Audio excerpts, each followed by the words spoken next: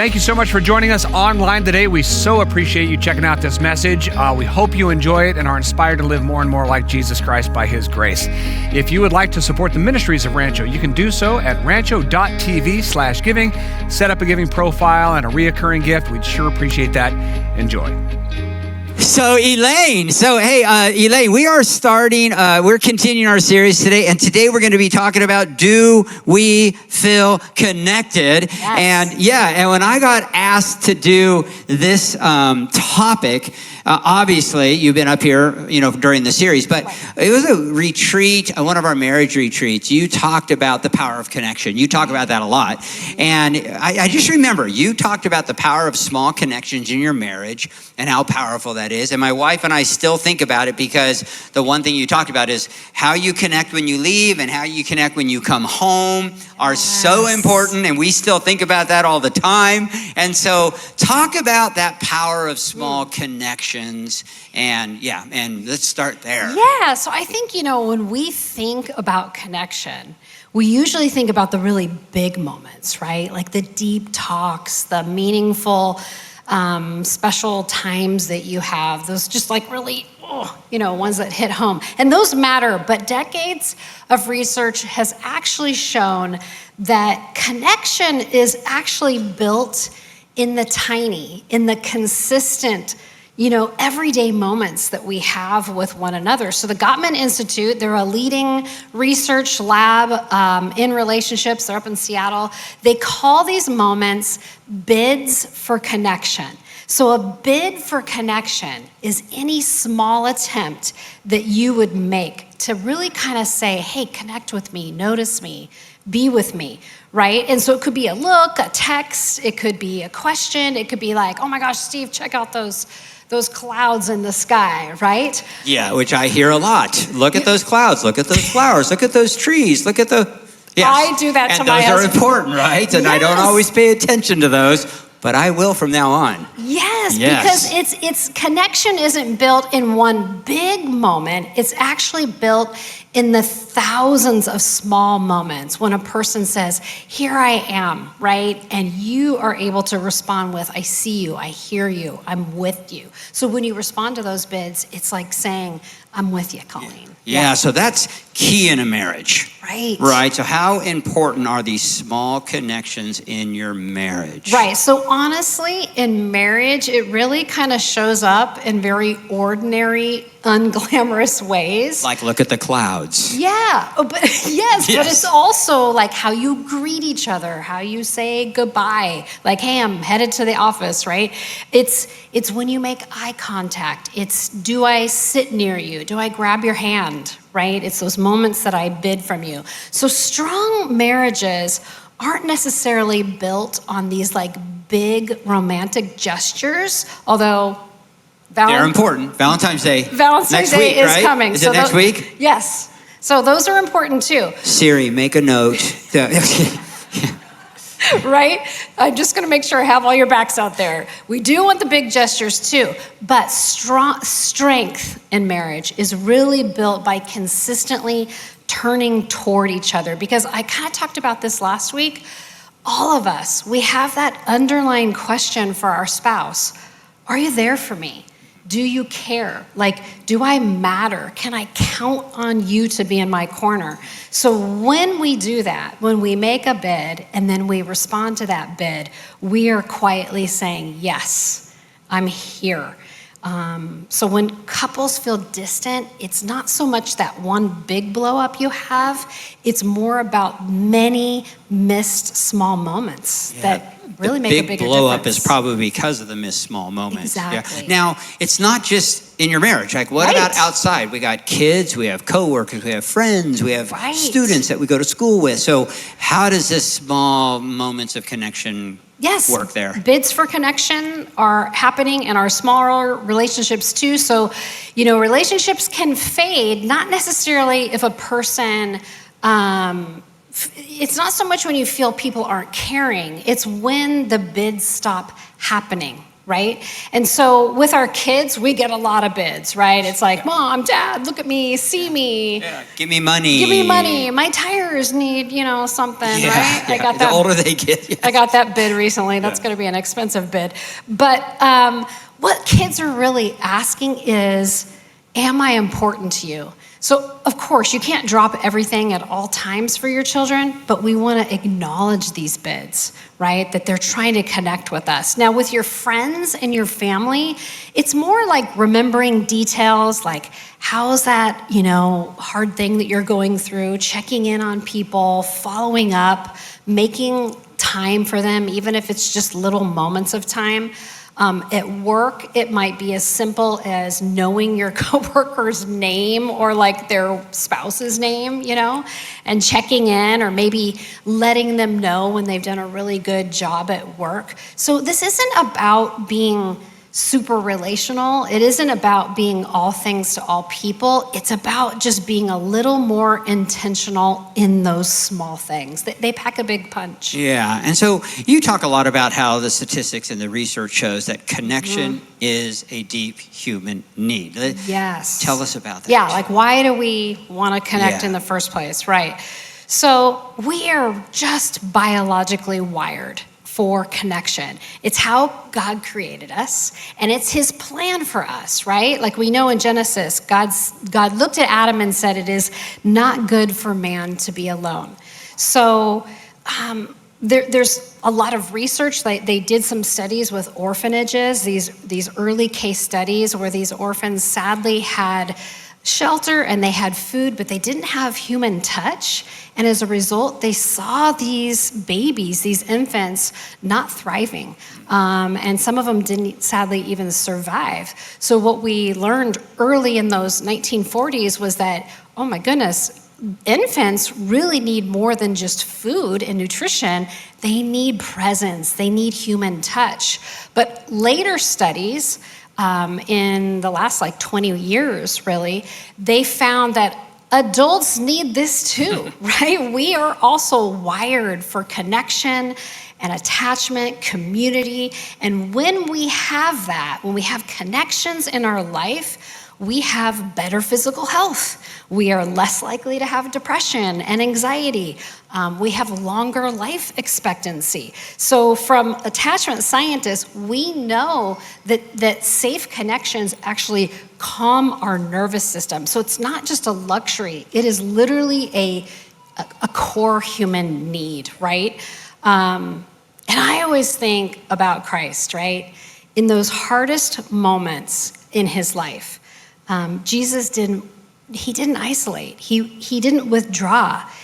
In fact, right before that crucifixion, he gathered, he invited his disciples to that table. They sat around that table for that Last Supper, and he modeled that if things are heavy, when suffering is near, he bid for connection from his relationships. So if you think about it, connection isn't just a good idea. It isn't just healthy for us. It is the way of Christ.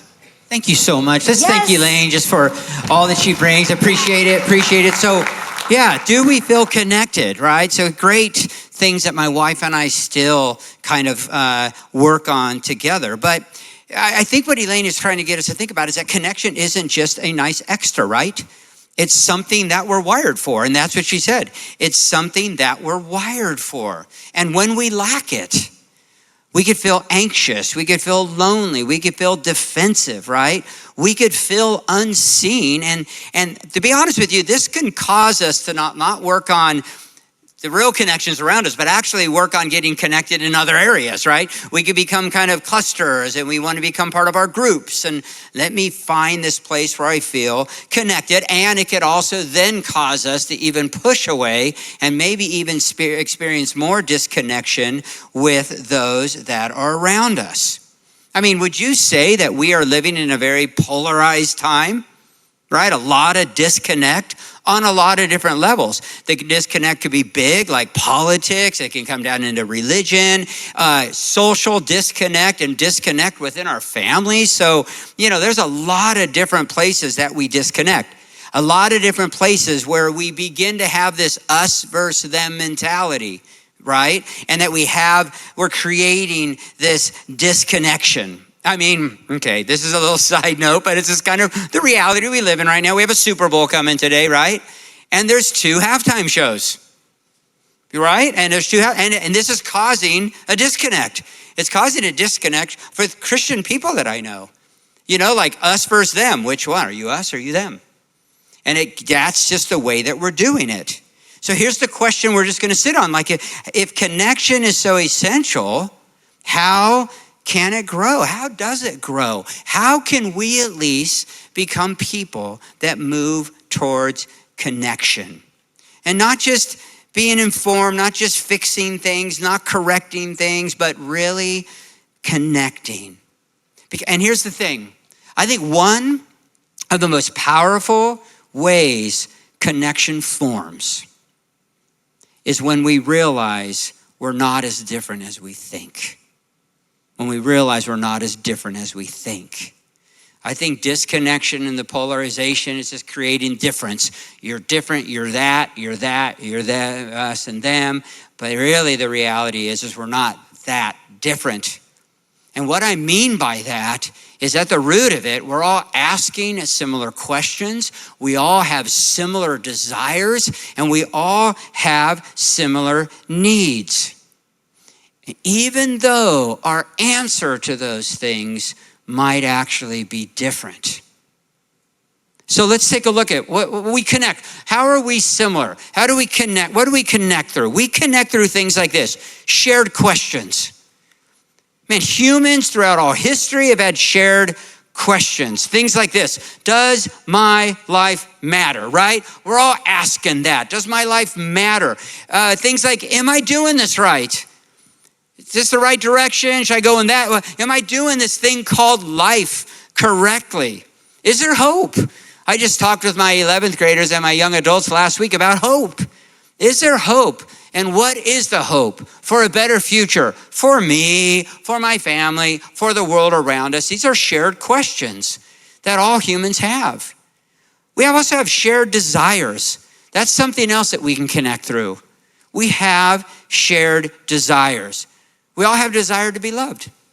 That is one of the deepest human desires, is to be loved, to belong. We all need to belong, need to feel like we're part of something, that we belong, that someone wants us to be part of their lives. And we want to be known. We want to be known. Remember, Elaine said, how do we connect at work? Know their name, right? The simplest thing, know their name. That makes us feel connected. I don't know if you ever go to El Ranchito Mexican place, the Mexican place over by Ralph's. They know me. I mean, I call up on the phone and they go, hello, Mr. Steve. And I'm all, yeah, I can't wait to walk in there, right? I walk in there, it's like, oh, what, Mr. Steve's in the house, right? And it's crazy. Just the simple thing that Ava knows my name makes us go back there over and over and over again. I feel known, and I think we share that desire as people. But we also have shared needs. We also have shared needs. We have the need to be accepted. Acceptance is a huge need everyone shares. I mean, that's why, man, marriage, when I feel accepted and my wife knows me more than anyone and accepts me, that's powerful. Rejection is powerful. Those kind of things have lasting effects on all of us. So we all have a shared need of acceptance. We all have a shared need of safety.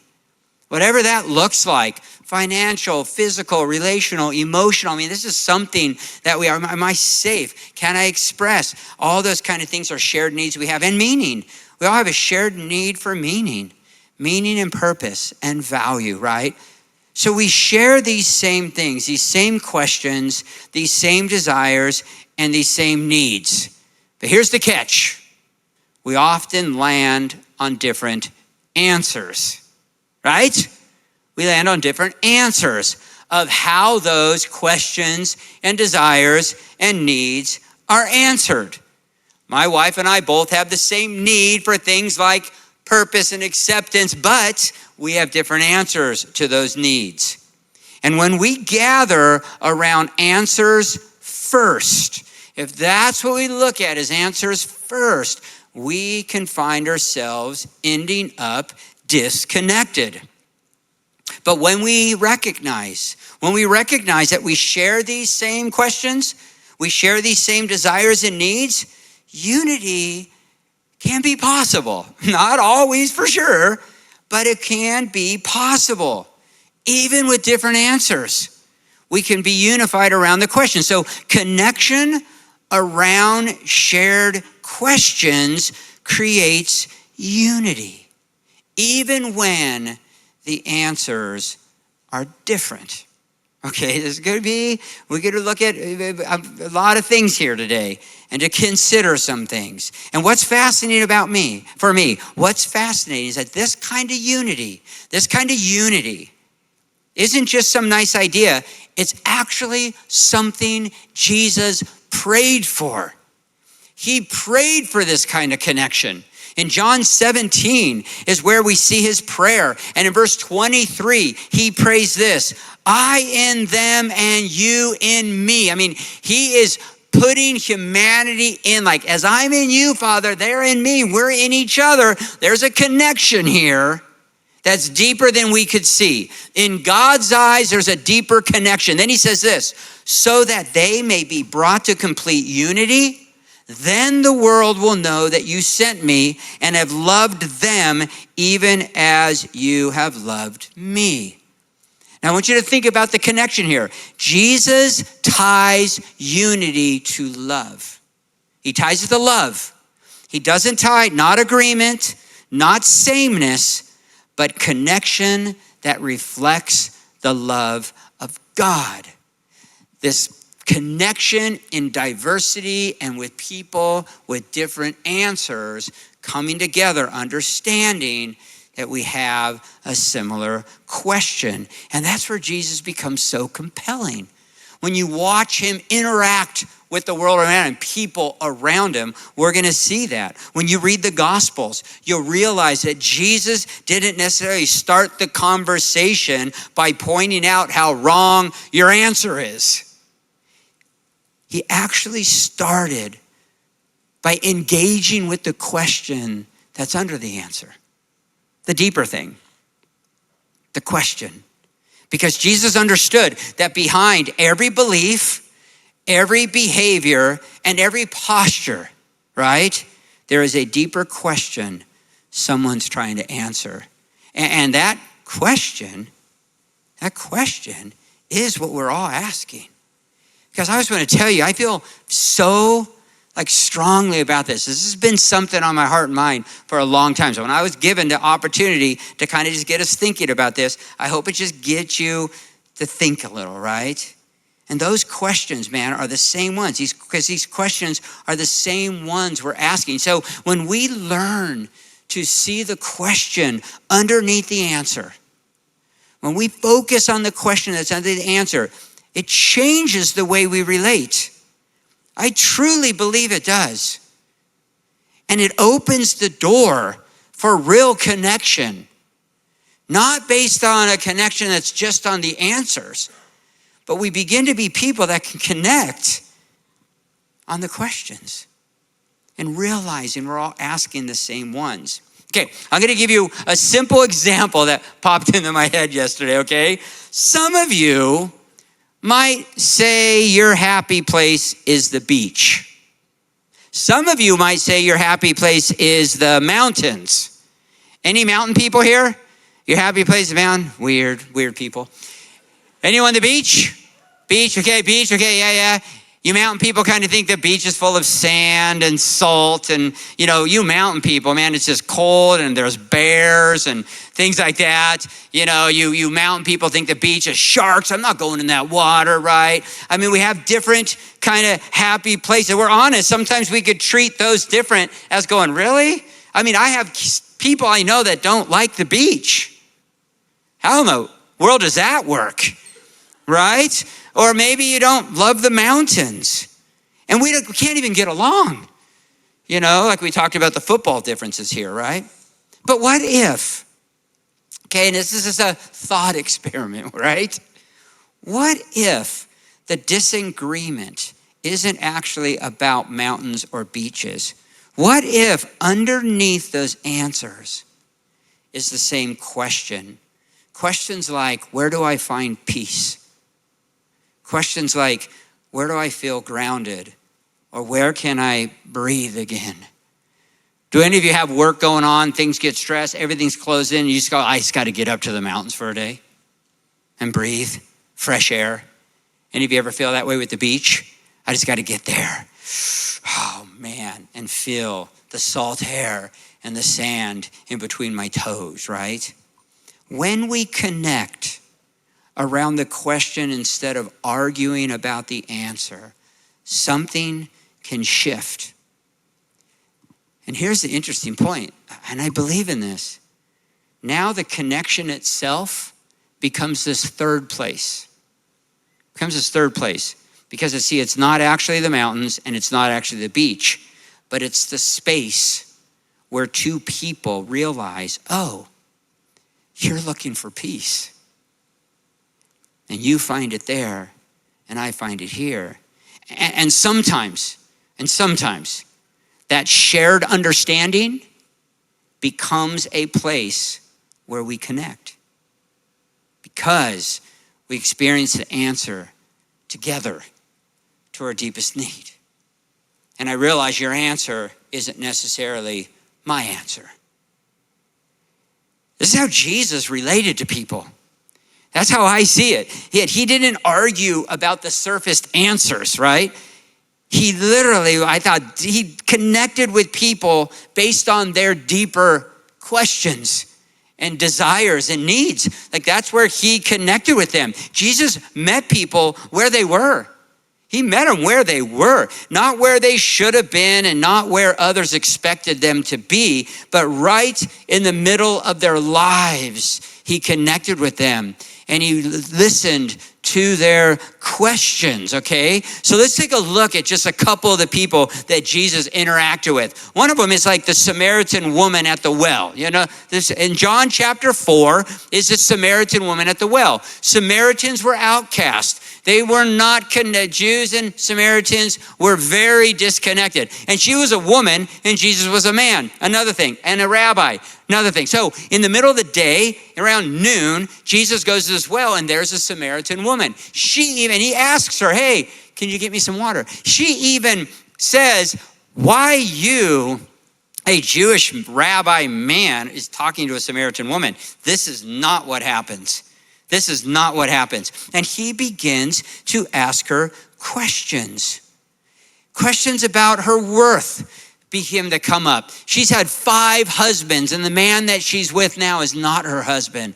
Oh, what worth does she have in that society? She has been put out and divorced by men in that culture 5 different times, and now she's with a man that's not even her husband. So she has a question about a desire for love. She still needs that relationship and that and somehow that acceptance. She needs to be seen, right? I mean, she is shocked that she is seen. This is a deep moment.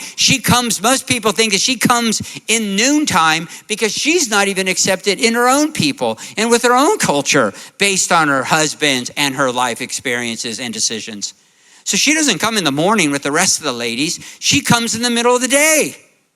And Jesus meets her there. And Jesus didn't shame her answers.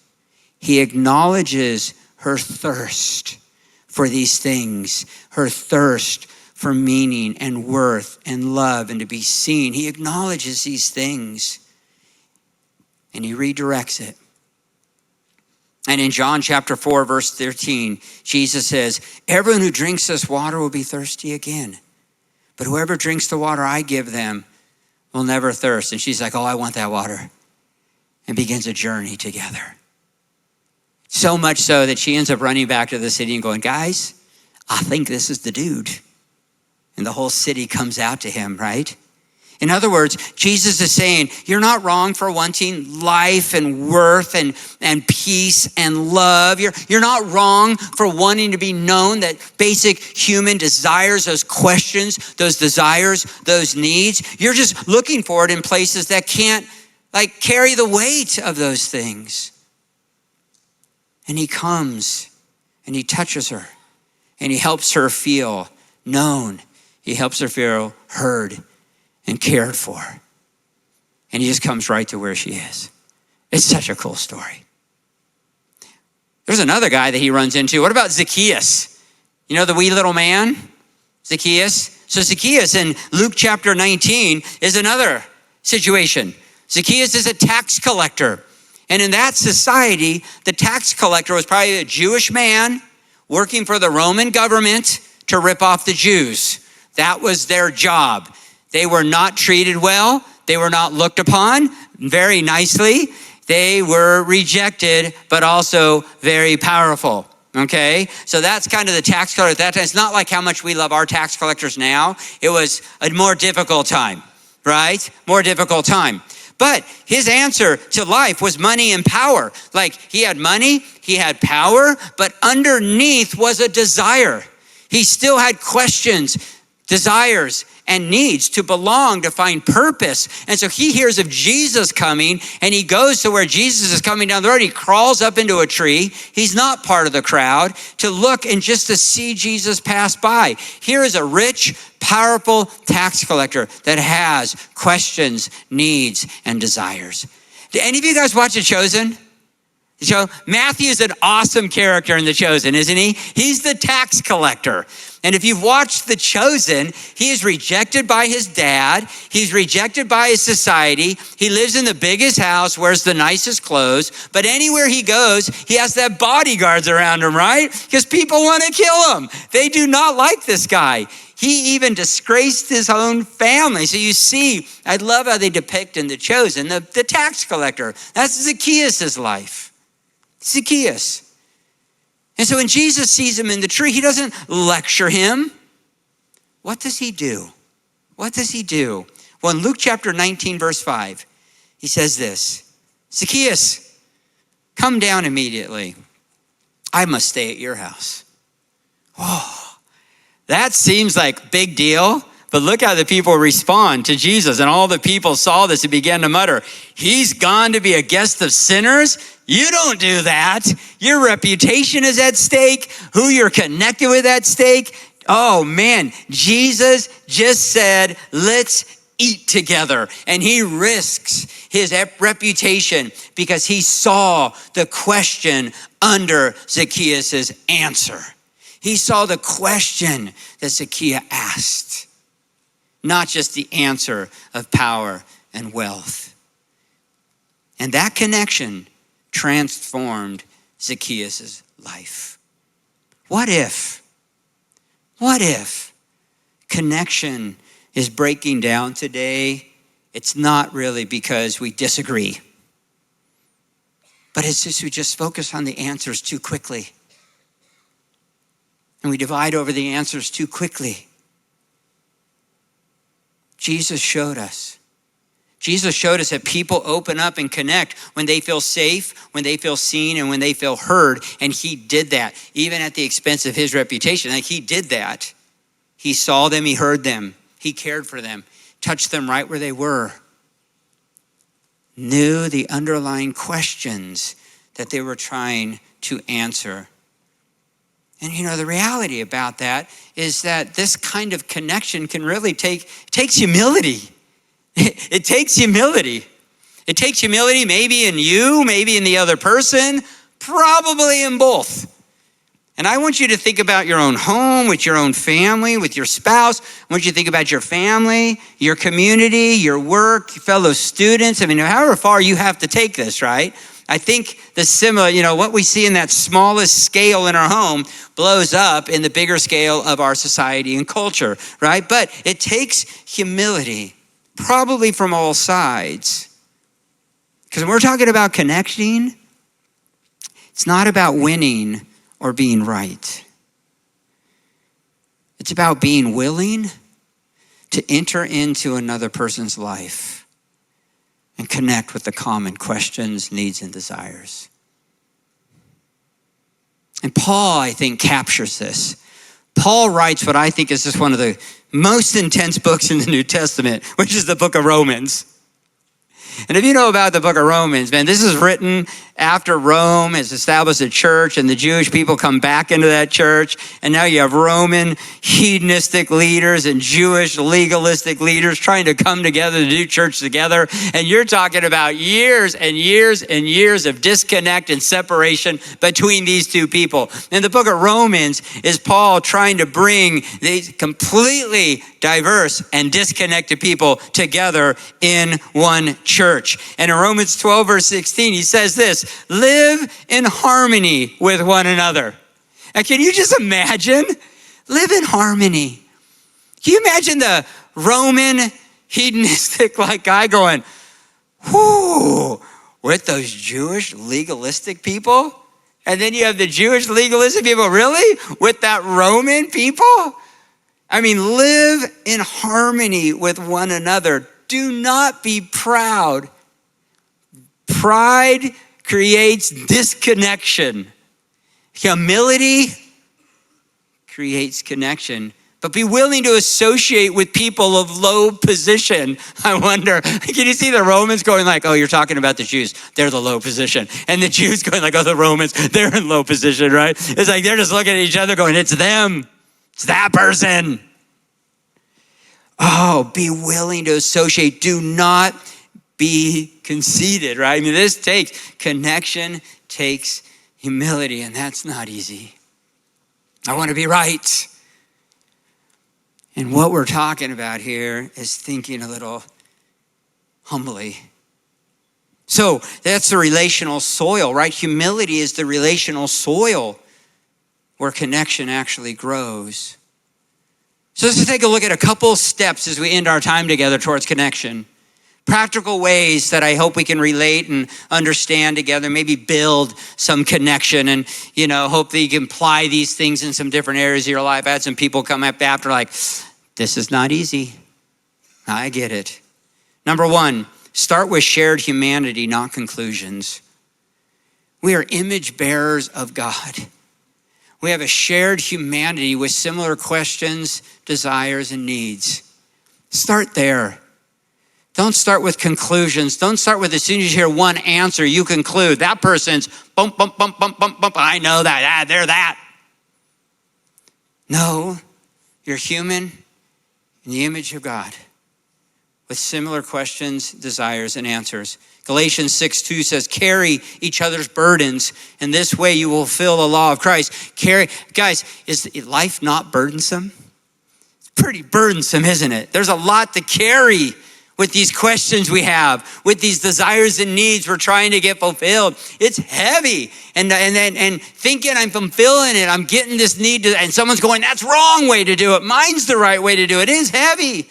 And we're called to carry each other's burdens, and then we'll fulfill the law of Christ. So don't jump to conclusions just because someone likes mountains over the beach. They might have a reason. They might have a reason. They might have some question where the mountains just didn't do it for them.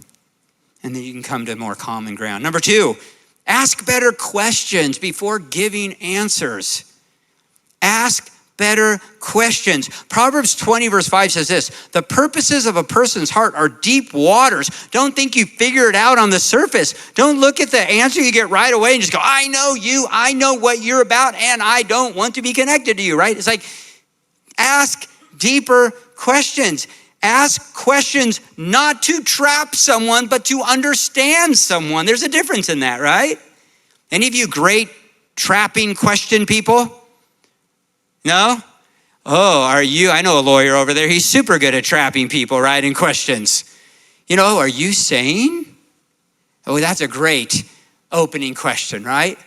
Ask to understand, to listen to their heart, to understand that their answers are trying to fulfill a similar question, even though the answer might be different. Next, assume the best before assuming the worst. Assume the best. Assume that person is seeking truth just like you. Assume that they're seeking the answer to the same questions you are, instead of just right away going to assuming the worst. Romans 12, again in the book of Romans, Paul said, be devoted to one another in love. Devote yourself to love each other and honor another one above yourself. I truly believe the only way I'm going to honor other people above myself, all people, is if I sit there and believe we have a common questions, needs, and desires. And if their answer is different than mine, I could still honor that they're seeking life like me. And that can bring us together. In our polarized society and culture and homes, we often assume the worst in people based on their answer. We jump to conclusion, judge so quickly, and disconnect so easily. This morning, in my morning devotion this morning, after I had this all together, I click open at 6 and whatever it was this morning. And here was my morning reading. In Genesis, the evil one, imagined as a snake, makes Eve suspicious. That starts the disconnection. Suspicion, right? An unraveling between Eve, Adam, and God. Suspicion does that in all relationships. Suspicion is assuming the worst, not the best. Ooh, you got some underlying thing going on here, right? Someone tells us one critical thing about another person, and that gets our minds going, fitting all sorts of pieces into a nicely constructed pattern. Suspicion almost always finds evidence for what is suspected. It inevitably moves towards states of resentment and an inability to trust outside ourselves. Whew. Is that not what we're talking about? And that just so hit me. When we begin to see similar questions, we can change that drastically from suspicion to trust. And man, you know what? I would rather trust and have that trust broken than to distrust someone that I could have trusted. And I think we are in a distrust mindset. And because of that, disconnection is happening everywhere. And finally, stay connected, even when your answers are unresolved, right? Even when you might not be able to come to an agreement at beach and mountains, Stay connected. Stay connected. Ephesians 4 verse 2 says, be completely humble and gentle. Be patient be patient, bearing with one another in love. Put up with each other. Be patient with each other, right? Completely humble and gentle. Make every effort to keep the unity of the Spirit through the bond of peace. Make every effort to do that. And here's what I'm telling you. I tell you, this might be hard for some. I get it. And it's hard for me sometimes too. But be willing to put aside the differences of our answers and focus on the similarity of our questions. Seriously, in some situations, stop talking about the answers if you need to. Stop it. It's not what we're going to focus on. And sometimes I just got to listen and not say anything and let it go. Because connection is more important than me being right. There's a book I go through with premarital counseling. It's by John Piper, and it's called This Momentary Marriage. And he talks about a compost pile in there. And he talks about that our lives, our marriages are a field. And in that field is a bunch of cow pies. Amen? Things you step on every once in a while. And here's what he says. You both look at each other and simply admit that there are a lot of cow pies. But you say to each other, there is more to this relationship than cow pies. And we are losing sight of that because we keep focusing on these cow pies. Let's throw them all in the compost pile. And when we have to, we will go there and smell it and feel bad and deal with the best we can. And then we are going to walk away from that pile and set our eyes on the rest of the field. We will pick up some favorite paths and hills that we know are not strewn with cow pies. And we will be thankful for the part of the field that is sweet. Isn't that cool? What we do is, we have just put the cow pies in our living room, and right when we open the door, it's just a big old dung pile. And that's all we see. And he says, put that in the back room and look at the field. figure that out, because we have more connection than we think. We've got more connection with everyone around us than we think if we are willing to look at what we have, similar questions, desires, and needs. Think about the mountain and the beach we talked about. Different answers, same questions. So we started today talking about how deeply we need connections with Elaine, right? How we're wired for it. And those small moments of connection can heal what feels fractured. And we realize we're more connected than we think because we all carry the same questions, desires, and needs.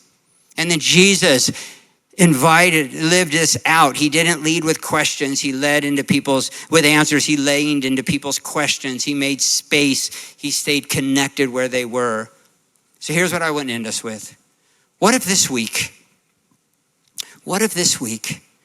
instead of focusing on answers, we practice noticing the question, the shared question and needs and desires?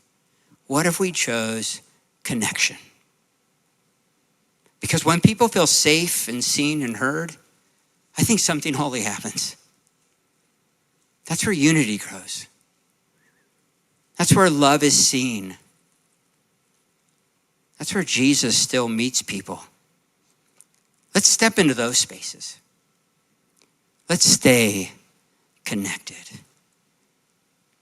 Let's pray. Father God, thank you so much for this time. May you help us to think through our place in this journey of connecting.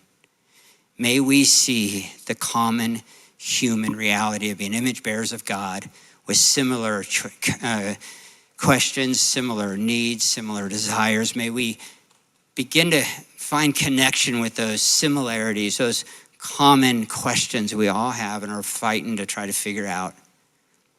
And may we not allow the difference of answers to be our main focus that causes us to disconnect. May we begin to see the questions as the deeper, what's underneath the answers, and to realize that we're a lot more alike than we think. We have the same questions, needs, and desires. And may we find beauty in that. So just help us to work through this in our families, in our communities, in this world, for your glory and honor. In Jesus' name, amen.